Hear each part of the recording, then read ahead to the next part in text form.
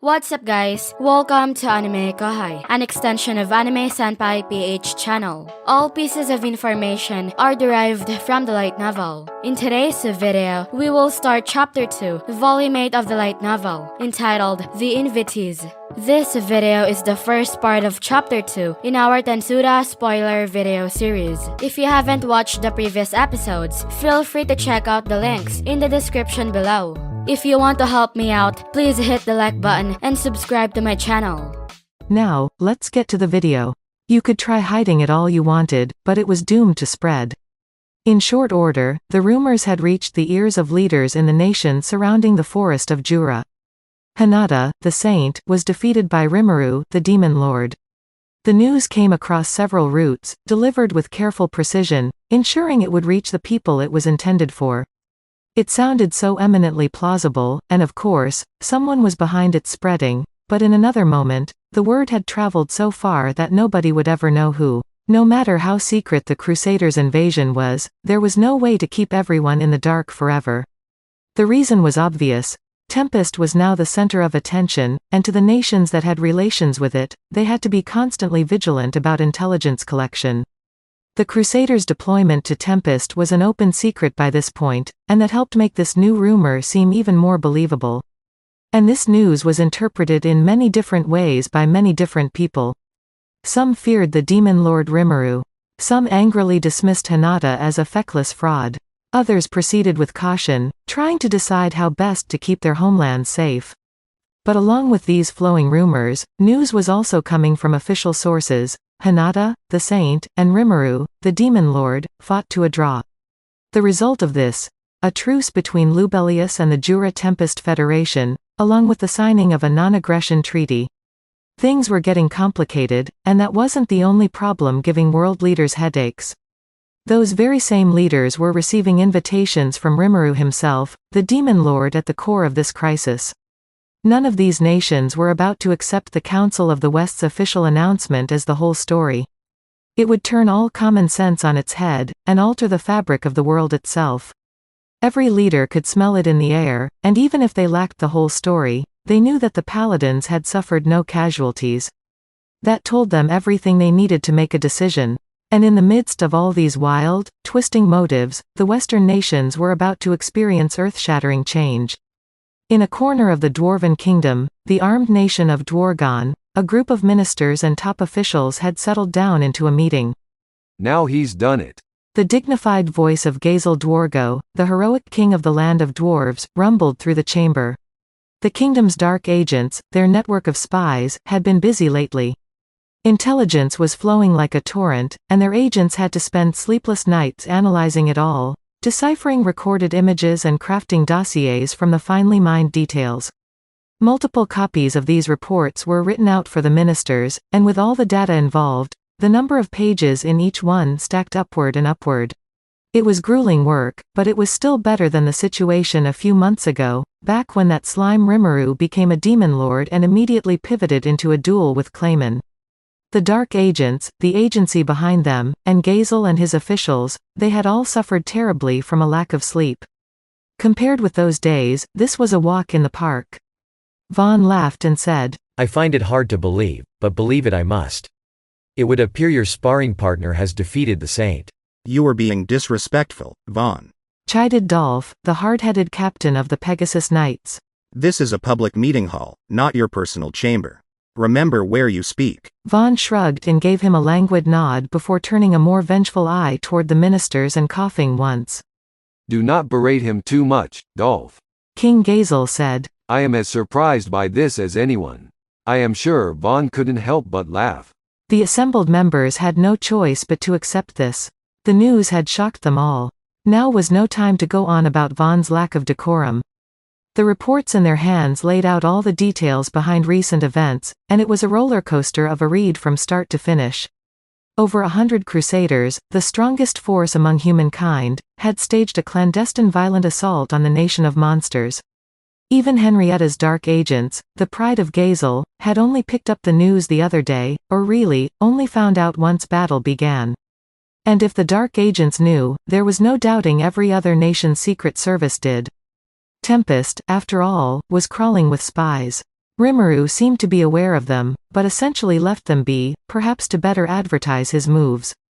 Once full-bore combat began, even the most amateur intelligence organization would know what was going on. In the end, the Crusaders lost. The Demon Lord Rimuru had won, and without killing a single one of them. The Dark Agents sadly failed to witness the battle for themselves, but that was the report they gave. But Your Majesty, Henrietta said. I saw it happen myself. As she explained, she was around to see the fight eventually devolve into a one-on-one duel between Hinata and Rimuru. However, due to an onrush of out-of-control magicules, the Dark Agents were blocked from magically eavesdropping on the event. We also detected a powerful aura surrounding the area, and we believe that was the cause of this. So someone triggered a magicule storm powerful enough to block all monitoring magic? It was not a magicule storm, Lady Jane, so much as a clash of opposed energy waves triggering a jamming signal. Jane, the elderly arch-wizard of the kingdom, mused and said. So you didn't see how this duel ended yourselves? Why are you so sure Hinata lost? Hinata, all-powerful head of the Crusaders, required no introduction to Jane. She had personal insights into the saint's strength, and she found it hard to believe Hinata tasted defeat. I can only offer circumstantial evidence in my defense, replied Henrietta. But after centuries of refusing to side with monsters, the Western Holy Church has overturned its own doctrine. They've even sent us word about opening official connections with us, the dwarves. The nation of Lubelius is also moving to establish relations with Tempest. Word of this has been sent to governments worldwide, and we are now awaiting the official proclamation. These are drastic changes, and I believe they offer the clearest evidence yet that Hinata was defeated. Certainly, if those human supremacist blockheads so quickly change their tune like that. I suppose it means something must have forced their hand. But, King Gazel, you know this means there's a greater chance than ever that the Demon Lord Rimuru has grown more powerful than you, do you not? Jane seemed to find even asking the question painful. Hinata, the saint, and Gazel, the master of the sword, were an even match, whether Gazel wanted to admit it or not. If Hinata just lost, simple logic dictated that Rimuru now outclassed Gazel. Ridiculous. How dare you insult His Majesty, Lady Jane? The ministers howled at Jane, but she refused to budge.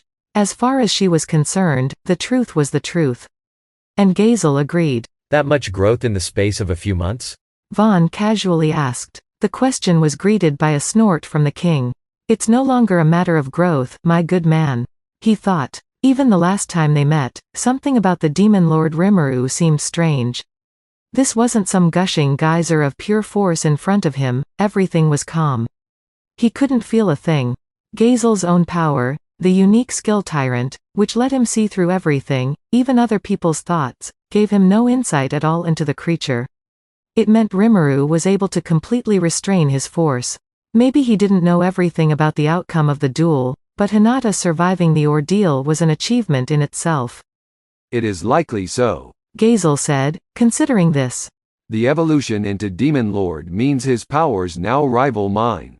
Him defeating Hinata wouldn't be unusual at all. But, Your Majesty, you, the hero of generations, on an even keel with a monster born but a few years ago. I agree wholeheartedly. Surely my liege must be mistaken? And even if it is so, wouldn't that make the Demon Lord Rimuru far too dangerous? The ministers were uproarious once more.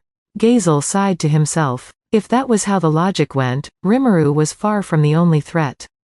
Gazel looked down at his dossier. In it, the Dark Agents described how the officers under Rimuru fought against the 10 Great Saints, and according to their report, not one of the monsters fell. Each one scored a complete victory, some of them even overwhelming several saints at once. It was amazing news, and if it could be believed, there was no denying that Tempest's overall ability to wage war surpassed Dwargan's. The magically recorded video evidence from the battle was hazy at best, making it hard to discern much detail. That was a shame, given how these devices were the height of dwarven technology, but with the unstable magicules in the air, they failed to function properly. Only the visual images survived, the audio failed to be recorded, and the quality of this imagery made it impossible to analyze the subject's abilities. You could barely make out what was happening, as valuable an asset as this evidence was. Still, Gazel could make out a few familiar figures in the images, the magic born he had spoken with before. They've grown stronger. Our full force may not be enough to defeat them now. Some of the ministers were prattling on about the potential danger, others loudly disagreeing with them. They were both correct, most likely. Gazel tuned out the noise, pondering to himself. Maybe, he began to think, he should have wiped him out before he became this much of a threat. No. Rimuru was a monster with reason. He hoped for amicable relations with human countries. The town he built, the people he saved, the nations he'd connected with were all ample proof of that. If Rimuru was this unthinking brute who couldn't empathize with people, humankind would be exposed to unprecedented threats right now. But there's no need to worry about that. Gazel grinned. He wouldn't ever think about wiping out humankind. Not Rimuru. Gazel was convinced of it. Rimuru killed the demon lord Clayman, he did not kill Hinata. That alone indicated to Gazel that Rimuru went out of his way to avoid antagonizing humankind. It was easy for him to drone out the minister's concerns with laughter. Gazel laughed at the ministers and said, "No need to worry. I will remind you that Rimuru remains my erstwhile partner in the martial arts. It would also behoove you to remember that we have backed the nation of Tempest earlier than any other nation. From him, we have earned the most trust he has given anyone. Do you intend to do away with that trust and doubt his intentions?" He glared at the ministers, using some of his majesty to cow them into submission. It did the trick, restoring them to civility. Yes. Think of it that way, and it would be foolish to abandon our trade with them.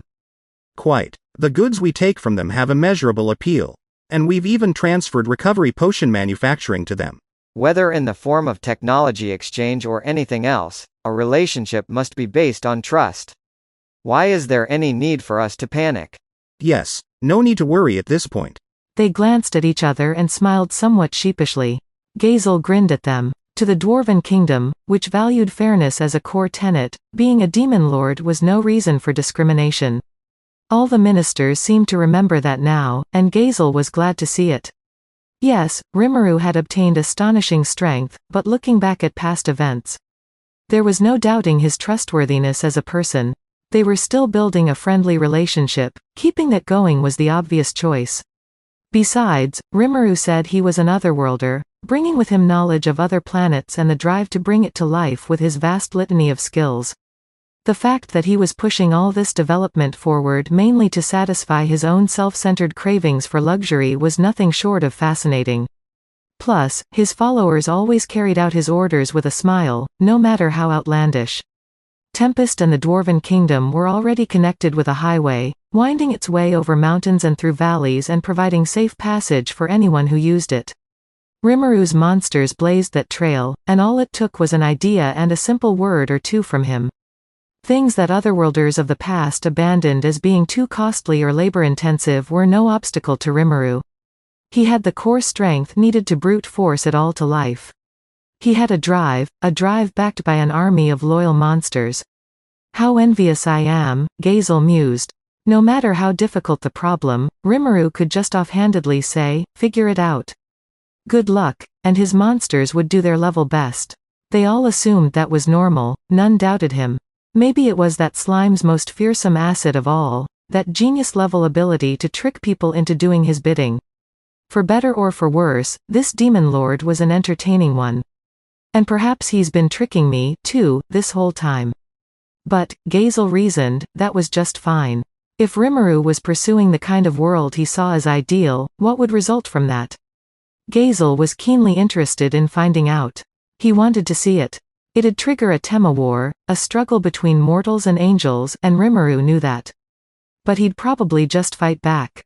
Tempest had a terrifying military force backing it up, perhaps terrifying enough to fend off a horde of angels. And Gazel was willing to cheer him on. The demon lord Rimuru and I may not be related by blood, but we are brothers. Gazel growled, his voice dominating the meeting hall. As long as he does not lose his heart for humanity, let us provide him with as much support as we can, and let us welcome a new era and the budding of a new civilization. If anyone objects to this, let them speak now. That was, in effect, the king of the dwarves announcing his decision. Vaughn, the Admiral Paladin on the force, smiled and said, You've got me on your side, King Gazel. You're the boss. My lord. Stated the knight assassin Henrietta. I will always serve as your shadow, and follow every whim of your heart. Yes, do what you like. I am old, with little time left to live, but if my last few years may be happy ones, I will follow you as far as you may go, my lord. Jane still looked pretty healthy, despite her words. This was just her way of saying that Gazel enjoyed her support no matter what happened. Finally, Dolph, leader of the Pegasus Knights, sighed, shook his head and said, If that's what you all have to say, I suppose I'll have to clean up the mess that results. You'll need someone to keep him in check, won't you? That was his role, most of the time, and Dolph didn't resent it. The heroes of dwarfdom were in unison, and a new policy was forged. But while nobody would defy their supreme leader's decision on the surface, some of the ministers were still of different minds. They would nonetheless offer their support, hiding their own intentions under the protective front of the administrator's decisions. There was just one reason for that. As part of a nation leading the world in technology, something about budding new civilizations struck a chord with them. Toiling away at their research, making only piecemeal advances, offered no hope of major developments. This demon lord, meanwhile, was pushing the envelope and demonstrating zero fear of anyone stopping him. Vester, their former colleague, reported as much to them, and some in the room had started to envy the freedom the man enjoyed. How dare Sir Vester just leave and join that band? Unforgivable. Yes. Did you hear about the new barriers built on the highways to ward off monsters? And the lighting, too. I hear of new communication devices under development as well. Potions weren't enough for him, were they? I can't believe how jealous, how outraged I am. It was starting to become clear where the ministers' hearts and minds truly were. Gazel snickered, then cleared his throat, a signal for everyone to stay quiet. The minister's eyes focused on him. Our conclusion is clear. Our nation must trust in the demon lord Rimuru and walk forward in unison with him. Let us receive the fruits of their labor, keeping the technology they develop for ourselves. Thus, if they ever are defeated by the heavenly army, that technology will never be lost. Such is the will of the armed nation of Dwargon. Nobody was ever going to complain about that. King Gazel always prioritized his own nation above all else. The ministers bowed their heads at once, expressing their agreement. That's it for this video, guys. If you haven't subscribed yet, please subscribe and click the bell notification icon so you will never miss the upcoming continuation of Tensura spoiler video series. Thank you for always watching my videos and supporting my channel. Shout out to the top 10 commenters on my previous video. Shout out to Patrick0216, Autistic Lemur 420, God of Pancakes Mooney, Platism 6000, Brian Prado, Eric Fimate, God's Retribution, Biwas Tamang, Luke Devilax, Poire Lishram, Corey Adfina, Enderscode 360, Diablo, Yusef BTR, Wilfred Miller, and last but not the least, shout out to Kawan Shuan. I'll see you guys in the next video.